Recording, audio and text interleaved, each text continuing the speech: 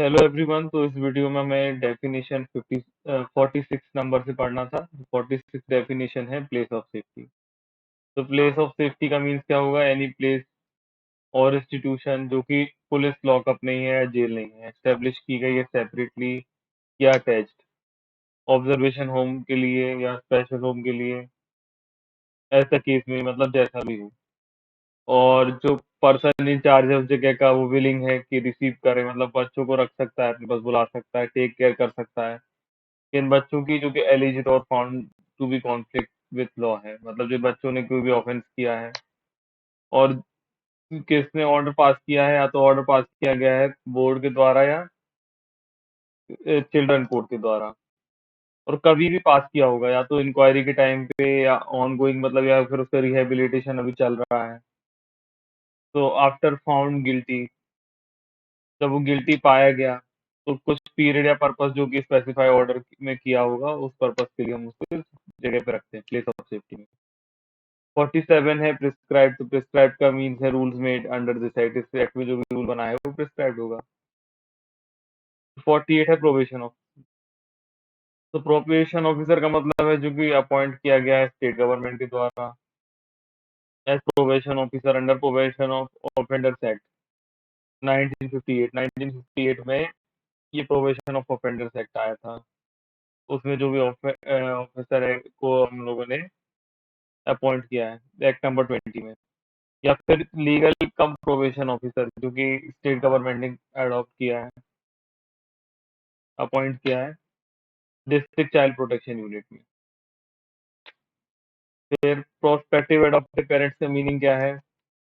तो जो कि पर्सन एलिजिबल है अडॉप्ट करने के लिए किसी भी चाइल्ड को, जो कि प्रोविजन ऑफ सेक्शन 57 में दिया हुआ है, तो मतलब ये हो जाएगा प्रोस्पेक्टिव एडॉप्टिव पेरेंट्स का मीनिंग। तो 50 में दिया हुआ है पब्लिक प्लेस। तो पब्लिक प्लेस का यहाँ पे वही मीनिंग है जो इमोरल ट्रैफिक प्रिवेंशन एक्ट 1956 में दिया हुआ है, एक्ट नंबर 104 में।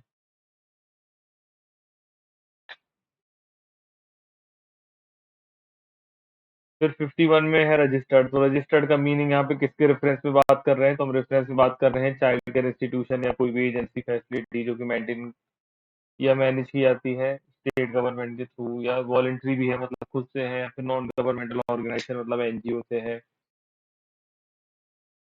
और कोई भी ऑब्जर्वेशन होम है या स्पेशल होम है, प्लेस ऑफ सेफ्टी है, चिल्ड्रन होम है, ओपन शेल्टर, कुछ भी स्पेशलाइज्ड एडॉप्शन एजेंसी है जो कि फिट फैसिलिटी है, या कोई भी अदर इंस्टीट्यूशन है क्योंकि के रिस्पॉन्स में आए हैं जो कि पर्टिकुलर नीड है, या एजेंसीज हैं जो कि ऑथराइज्ड है और रजिस्टर्ड है किस सेक्शन में? सेक्शन 41 में, जो कि रेसिडेंशियल केयर दे सकते हैं चिल्ड्रन को शॉर्ट टर्म या लॉन्ग टर्म बेसिस दोनों पर।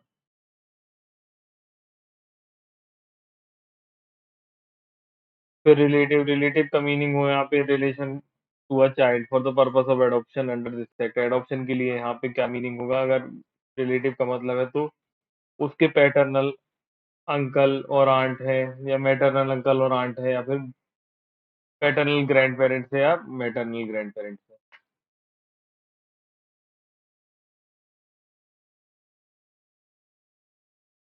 फिर 53 है स्टेट एजेंसी।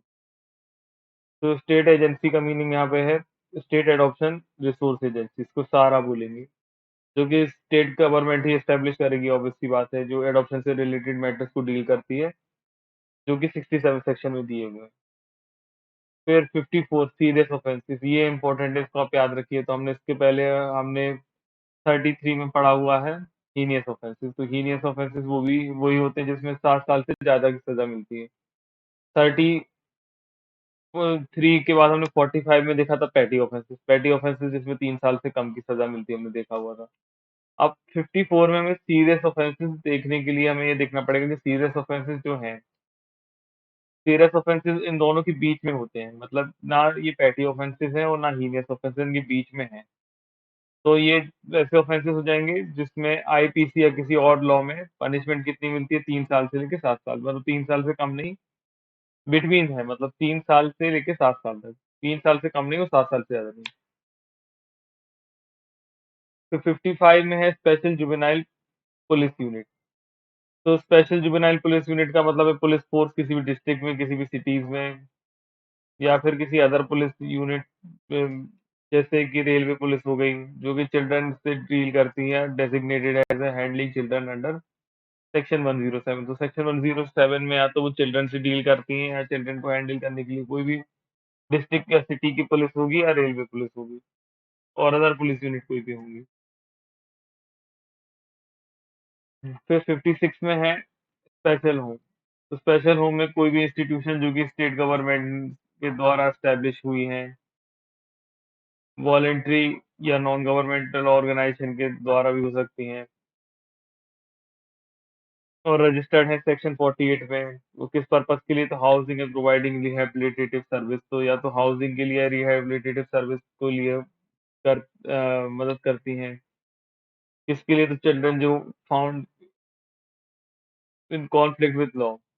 या तो वो कॉन्फ्लिक्ट विद लॉ, या तो मतलब उन्होंने कोई अपराध किया है बच्चों ने, या फिर जो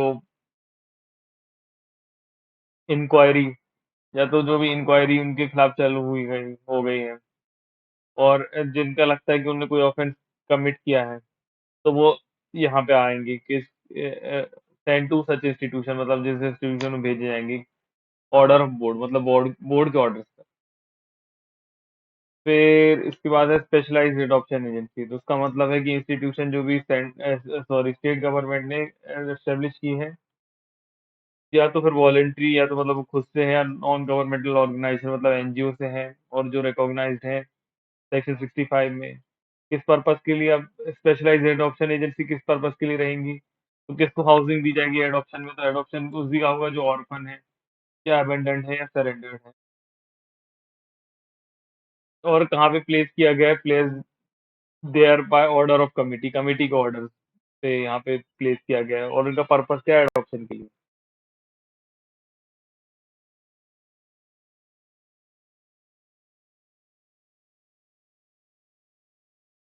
फिर स्पॉन्सरशिप। स्पॉन्सरशिप का मतलब होगा कि कोई भी तरीके की सप्लीमेंट्री सपोर्ट, या फाइनेंशियल और अदरवाइज जो भी दे सकते हैं। किसको? फैमिलीज को। फैमिलीज को क्यों देंगे? क्योंकि मेडिकल, एजुकेशन और जो डेवलपमेंटल नीड्स है चिल्ड्रन की, वो फुलफिल कर सकें। तो कोई भी तरीके का सप्लीमेंट्री सपोर्ट, या फाइनेंशियल, या कोई अदरवाइज जो सपोर्ट करते हैं, तो वो इसमें आ जाएगा। फिर स्टेट गवर्नमेंट का यहाँ पे क्या मीनिंग है? तो यहाँ पे स्टेट गवर्नमेंट का मीनिंग कंप्लीट नहीं दिया हुआ है। यहाँ पे स्टेट गवर्नमेंट के बारे में सिर्फ बताया हुआ है कि अगर किसी यूनियन टेरिटरी की हम बात करते हैं, तो यूनियन टेरिटरी में जो उसका एडमिनिस्ट्रेटर अपॉइंट किया गया है, किसके द्वारा? प्रेसिडेंट के द्वारा। प्रेसिडेंट के थ्रू अगर किसी भी यूनियन टेरिटरी का एडमिनिस्ट्रेटर अपॉइंट किया गया है आर्टिकल 239 ऑफ कॉन्स्टिट्यूशन में, तो वो यहाँ पे इसका मीनिंग ये हो जाएगा। फिर सरेंडर्ड चाइल्ड। तो सरेंडर्ड चाइल्ड कौन सा है? तो सरेंडर्ड चाइल्ड वो है कि हु इज रिलिंक्विश्ड बाय पेरेंट और गार्जियन। सबसे पहले जो बच्चा जिसको त्याग दिया गया है, या तो पेरेंट्स या गार्जियन के द्वारा कमिटी को। और कमिटी को ऐसे ही नहीं, कुछ सरकमस्टेंसेस हैं। कौन कौन सरकमस्टेंसेस हैं? फिजिकल, इमोशनल या सोशल फैक्टर्स हैं, जो कि बियॉन्ड देयर कंट्रोल, मतलब उनके कंट्रोल में भी नहीं है, जो बच्चे को यहाँ पे छोड़ रहे हैं जबरदस्ती। और फिर कमिटी ने उसको डिक्लेयर कर दिया है एज सच। तो declared as such by the committee, committee ने जो कुछ भी उनको डिक्लेयर कर दिया है। अब वर्ड्स एंड एक्सप्रेशन। अब जो वर्ड्स एंड एक्सप्रेशन इस एक्ट में डिफाइन नहीं किए गए हैं, लेकिन अगर किसी अदर एक्ट में डिफाइन किए गए हैं, तो उस एक्ट में जो भी उनका मीनिंग दिया हुआ है, वो यहाँ पे माना जाएगा।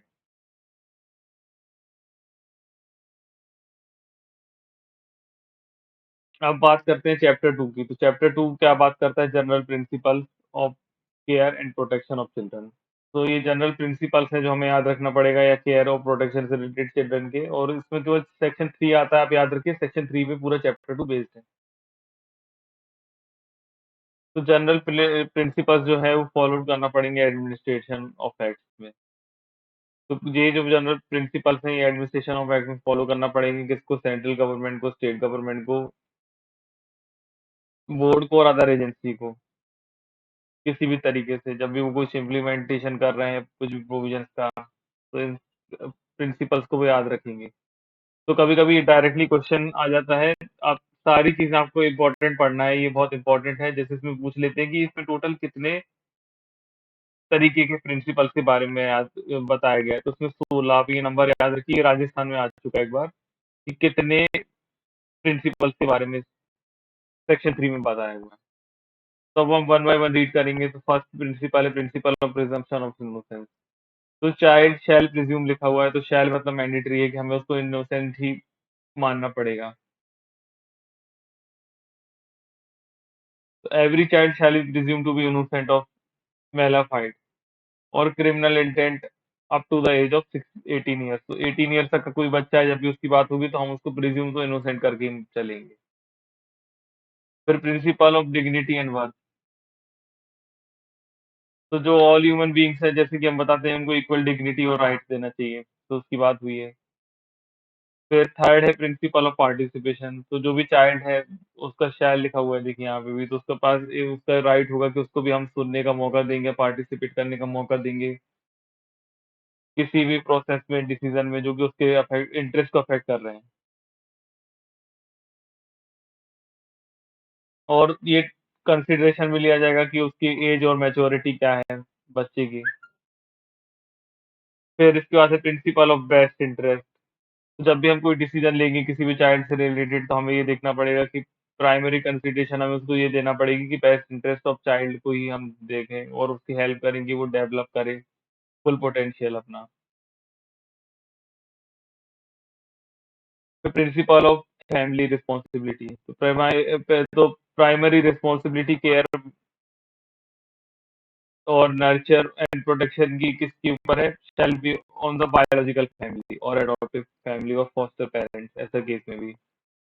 तो जो प्राइमरी रिस्पॉन्सिबिलिटी होगी केयर और प्रोटेक्शन करने की चाइल्ड की, वो किसके ऊपर होगी? तो सबसे पहले बायोलॉजिकल फैमिली के ऊपर होगी, एडॉप्शन पेरेंट्स के ऊपर होगी या फॉस्टर पेरेंट्स के ऊपर होगी, जो भी होंगी।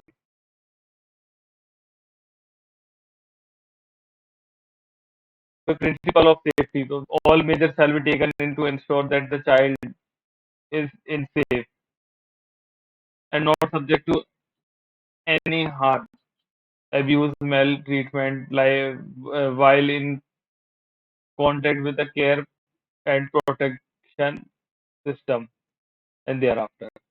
तो सबसे मतलब यही है कि हमें सबसे पहले सारे मेजर्स को इंश्योर करना पड़ेगा कि जो चाइल्ड है वो सेफ रहे और कुछ भी तरीके का हार्म अब्यूज उसके ऊपर उसको साथ ना हो, उसको कोई मेल ट्रीटमेंट नहीं हो जब भी वो किसी भी तरीके का कांटेक्ट में आया केयर एंड प्रोटेक्शन सिस्टम के।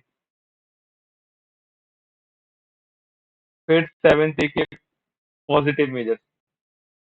तो सारे रिसोर्सेज मतलब सारे जो भी साधन है उनको हम लोग को इस तरीके से यूज करना है, जैसे कि including Dooj care Dooj of family, family या कम्युनिटी के कोई भी हैं, कि इसका प्रमोशन हो सके वेलबींग का, जो फैसिलिटेटिंग डेवलपमेंट ऑफ आइडेंटिटी, जो आइडेंटिटी में फैसिलिटेट करेंगे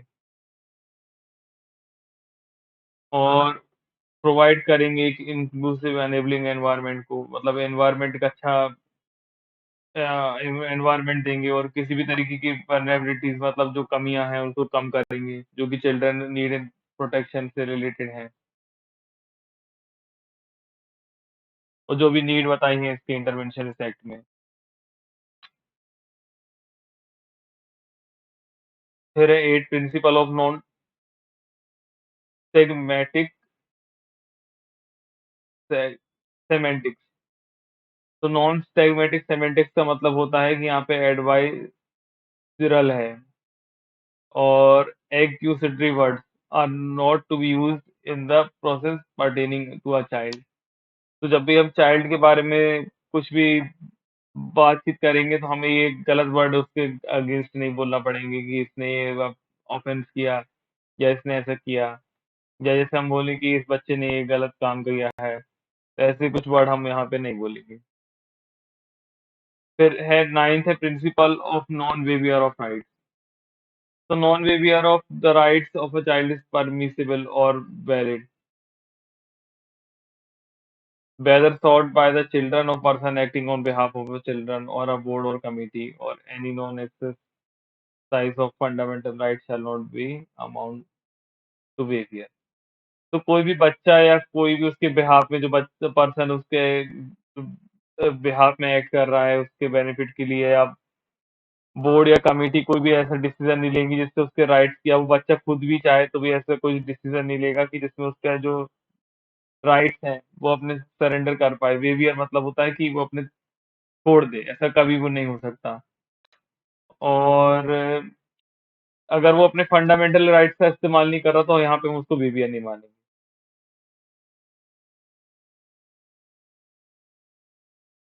अब principle of equality and non discrimination, तो there shall be no discrimination against a child on any ground including sex, caste, ethnicity, place of birth, disability, and equality of access, opportunity, and treatment shall be provided to every children।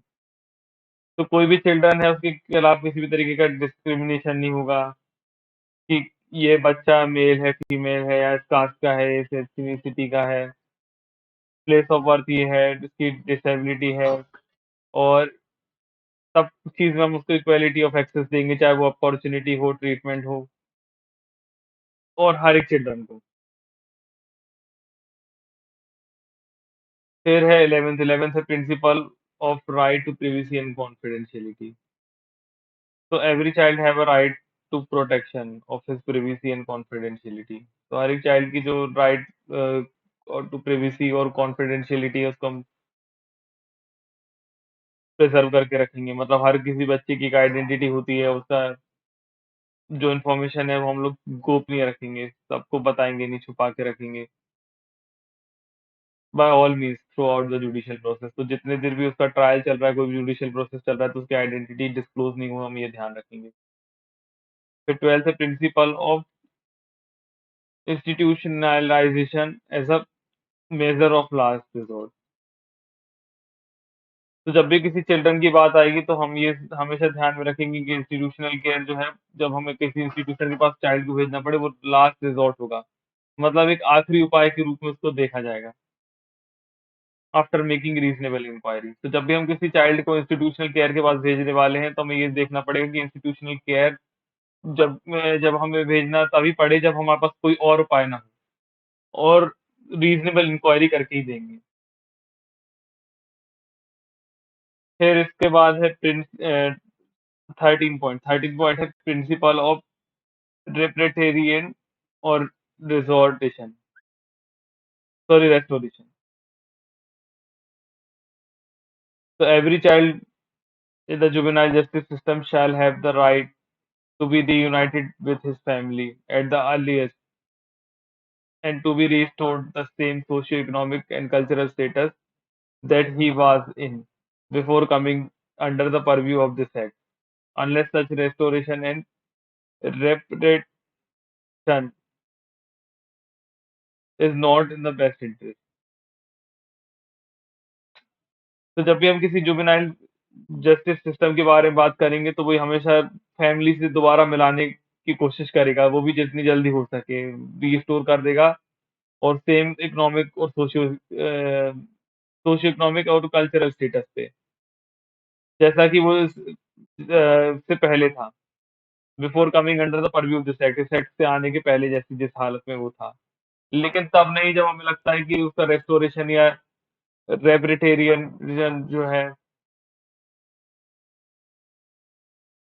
देखो रेपरेटेरियन जो है वो best interest नहीं है child के लिए। फिर है 14 प्रिंसिपल ऑफ फ्रेश स्टार्ट।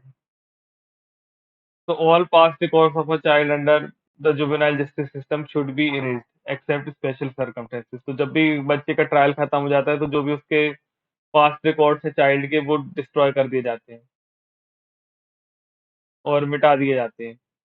अगर कोई स्पेशल सर्कमस्टेंसेस है तब बस कर सकते हैं, तब बस हम प्रिजर्व करके रख सकते हैं। फिर 15 है प्रिंसिपल ऑफ डाइवर्जन।